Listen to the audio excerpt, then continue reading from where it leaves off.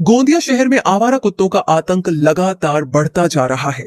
ताजा मामला ring road स्थित मजार के पीछे की कॉलोनी का है, जहां घर के बाहर खड़ी एक 6 वर्षीय मासूम बच्ची पर 5 से 6 आवारा कुत्तों ने अचानक हमला कर दिया।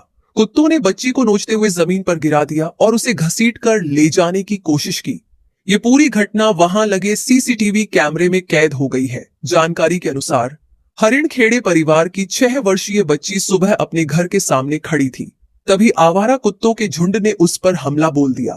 कुत्तों ने बच्ची को चारों तरफ से घेर लिया, उसे जमीन पर गिराकर बुरी तरह नोचा और घसीटने का प्रयास किया।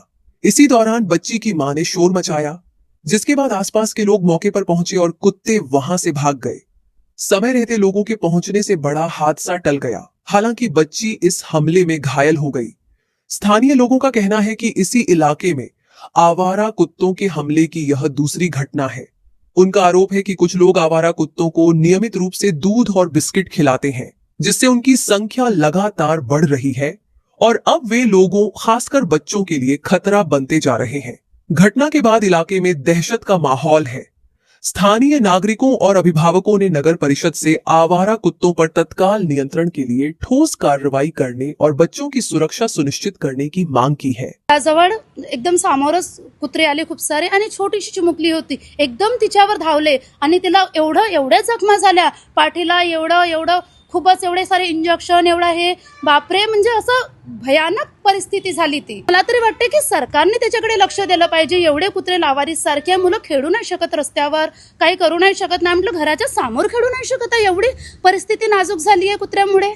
मला तरी वाटते की सरकारने थोडं तरी लक्ष द्यायला पाहिजे। माझी मुलगी जस्ट शाळेत जात होती ती, आणि व्हॅनची वाट बघत, ती 6 वर्षाची आहे, जस्ट व्हॅनची वाट बघत होती इथे दारासमोर वाट बघताच एकदम कुत्रे आले आणि तिच्यावर अटॅक केलं आणि तिला ओढून खाली पाडून तिच्यावर पूर्ण 6 कुत्र्यांनी अटॅक केलेला। आता ती व्यवस्थित आहे, तिला KTS मध्ये नेलेलं होतं आणि त्यांनी ज्या ठिकाणी जखमा झालेल्या आहेत त्या ठिकाणी त्यांनी इंजेक्शन दिलेले आहेत।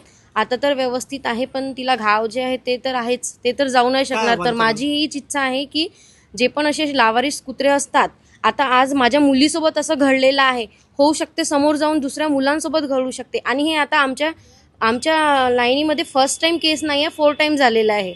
यांच्या मुलासोबत पण झालेला आहे, ज्यांनी सांगितलं, बाजूच्या लोकांसोबत पण झालेला आहे। तर ही घटना पुन्हा घडावी नाही, त्यामुळे यावर काहीतरी तात्पर्य लवकर विचार केला पाहिजेत।